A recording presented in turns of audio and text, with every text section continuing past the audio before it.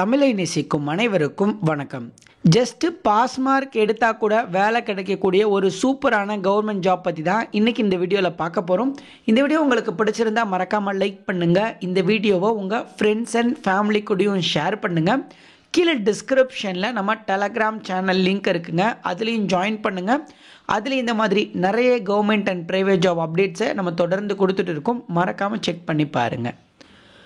Okay, ministry of டிஃபென்ஸ்லேருந்து join Indian coast guard அப்படின்னு சொல்லிட்டு இந்தியன் கோஸ்ட் கார்டில் Navik general duty domestic branch postings release பண்ணியிருக்காங்க 2025க்கான பேட்ச்.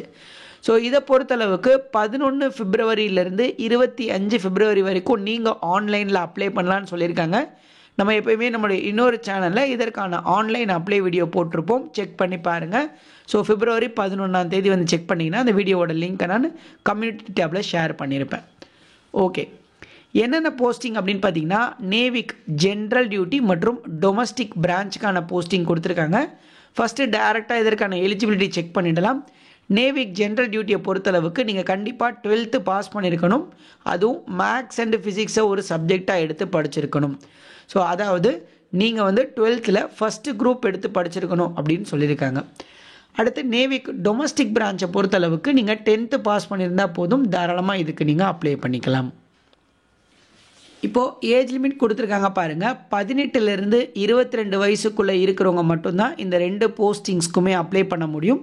அதாவது 1 செப்டம்பர் 2003க்கு பின்னாடி பிறந்தவங்க, 31 ஆகஸ்ட் 2007க்கு முன்னாடி பிறந்தவங்க, இந்த 2 டேட்டுக்கும் இடையில பிறந்தவங்க மட்டும்தான் அப்ளை பண்ண முடியும்னு சொல்கிறாங்க.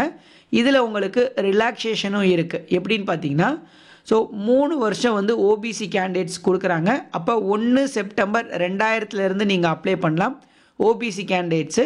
எஸ்சி/எஸ்டி கேண்டிடேட்ஸ்க்கு 5 வருஷம் ரிலாக்ஸேஷன் கொடுக்குறாங்க. ஸோ அப்படி பார்த்தா 1 செப்டம்பர் 98லேருந்து பிறந்தவங்க எல்லாருமே இந்த போஸ்டிங்ஸ்க்கு அப்ளை பண்ணலாம். இப்போது இதில் ஜோன் வைஸ் வேக்கன்சிஸ் இருக்குங்க. ஸோ நம்ம சவுத்து ஜோனுக்கு 54 வேக்கன்சி ஜிடிக்கு கொடுத்துருக்காங்க. அதே மாதிரி டிபி டொமஸ்டிக் பிரான்ச்சுக்கு சவுத்துக்கு ஒரு 9 வேக்கன்சி கொடுத்துருக்காங்க. ஸோ இதில் சவுத்துங்கிறதுல நம்ம தமிழ்நாடும் வரும். ஸோ தமிழ்நாட்டை சேர்ந்தவங்க கண்டிப்பாக அப்ளை பண்ணி ட்ரை பண்ணுங்கள். அடுத்து இதற்கான செலெக்ஷன் ப்ரொசீஜர் கொடுத்துருக்காங்க பாருங்கள். செலெக்ஷன் ப்ரொசீஜரை பொறுத்தளவுக்கு உங்களுக்கு மொத்தம் 4 ஸ்டேஜ் ஆஃப் செலெக்ஷன்ஸ் இருக்கும் அப்படின்னு சொல்லியிருக்காங்க. ஸோ இந்த 4 ஸ்டேஜில் ஒரு ஸ்டேஜ் மட்டும்தான் எக்ஸாமினேஷன், மற்ற ஸ்டேஜ் எல்லாமே டிஃப்ரெண்ட்டாக இருக்கும். ஸோ வாங்க என்னென்னு பார்த்துடலாம். ஃபஸ்ட்டு ஸ்டேஜ் வந்து கம்ப்யூட்டர் பேஸ்டு எக்ஸாமினேஷன், சிபிடிங்க. இதில் வந்து உங்களோட குவாலிஃபிகேஷனுக்கு ஏற்ற மாதிரி எக்ஸாமினேஷனில் கொஸ்டின்ஸ் இருக்கும் அப்படின்னு சொல்லியிருக்காங்க. ஸோ 10th 10th ஏற்ற லெவலில் கொஸ்டின்ஸும், 12th 12th ஏற்ற லெவலில் கொஸ்டின்ஸும் கொடுப்பாங்க. இதில் பார்த்தீங்க அப்படின்னாலே பாஸ் மார்க் வந்து 30 மார்க் தான். அதாவது நீங்கள் டொமஸ்டிக் பிரான்ச்சுக்கு 10th முடிச்சுட்டு அப்ளை பண்ணுறீங்கன்னா 30 மார்க் எடுத்தால் யூஆர்இடபிள்யூஎஸ் ஓபிசி கேண்டிடேட்ஸும், 27 மார்க் எடுத்தால் எஸ்சிஎஸ்டியும் பாஸ் பண்ணலான்னு சொல்கிறாங்க. அதுவே ஜிடியாக இருக்கீங்க அப்படின்னா 50 மார்க் எடுக்கணும் யூஆர்இடபிள்யூஎஸ் ஓபிசி கேண்டிடேட்ஸு, 44 மார்க் எடுத்தால் போதும் எஸ்சிஎஸ்டி கேண்டிடேட்ஸ். ஸோ இந்த எக்ஸாமினேஷனோட மேக்ஸிமம் மார்க் 60 மார்க்ஸ். இதை எழுதுறதுக்கு உங்களுக்கு ஒரு 3/4 மணி நேரம் 45 மினிட்ஸ் டைம் கொடுப்பாங்க. இதில் maths, science, English, reasoning, GK இதில் இருந்தெல்லாம் கொஸ்டின்ஸ் கேட்குறாங்க.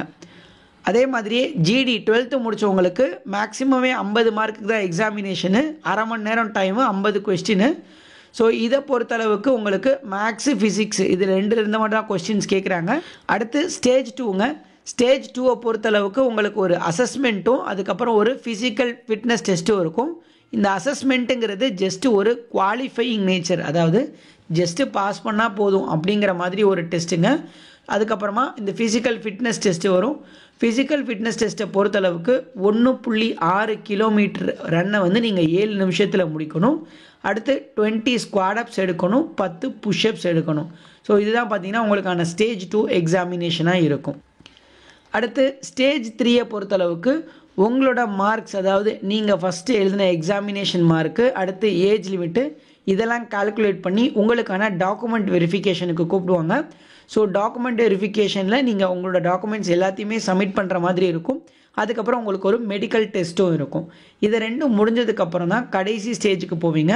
ஸோ கடைசி ஸ்டேஜை பொறுத்தளவுக்கு 1லேருந்து 2 நாள் நடக்கும். இது வந்து பார்த்திங்கன்னா ஐஎன்எஸ் சில்கா அப்படின்னு சொல்லுவாங்க. இந்த நேவல் வந்து கேரளாவில் இருக்குது.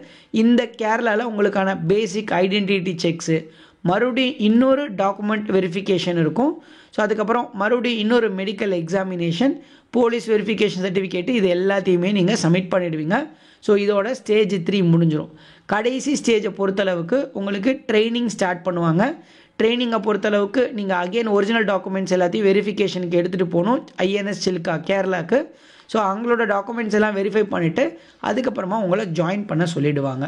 இதில் ஃபஸ்ட்டு ஸ்டேஜ் மட்டும்தான் கஷ்டம், செகண்ட் ஸ்டேஜ் இந்த ஃபிசிக்கல் டெஸ்ட் கஷ்டம். இந்த 2 ஸ்டேஜை முடிச்சிட்டிங்கன்னா ஆட்டோமேட்டிக்காக 3rd and 4th ஸ்டேஜ்லாம் அதுவே கம்ப்ளீட் ஆகிடுங்க. ஸோ இப்போ ஆன்லைனில் அப்ளை பண்ணுறதை பொறுத்தளவுக்கு நான் சொன்ன மாதிரி 11 பிப்ரவரியிலேருந்து நீங்கள் ஆன்லைனில் அப்ளை பண்ணலாம். ஆன்லைனில் அப்ளை பண்ணுற லிங்க்கெல்லாம் நான் கீழே டிஸ்கிரிப்ஷனில் ஆட் பண்ணிடுறேன். ஆன்லைனில் அப்ளை பண்ணும்போது என்னென்ன டாக்குமெண்ட்ஸ் அப்லோட் பண்ணணும் அப்படிங்கிறத நம்மளுடைய இன்னொரு சேனலில் பாருங்கள். அதே மாதிரி எக்ஸாமினேஷனுக்கு ஃபீஸ் இருக்குங்க. 300 ரூபாய் நீங்கள் ஃபீஸ் பே பண்ணணும். SC/ST கேட்டகரியாக இருந்தால் ஃப்ரீயாக அப்ளை பண்ணிக்கலாம் அப்படின்னு சொல்லியிருக்காங்க. ஸோ இதை தவிர்த்து வேறு ஏதாவது டவுட்ஸ் இந்த போஸ்டிங்ஸில் இருந்துச்சு அப்படின்னாலும் கமெண்ட்டில் கேளுங்க.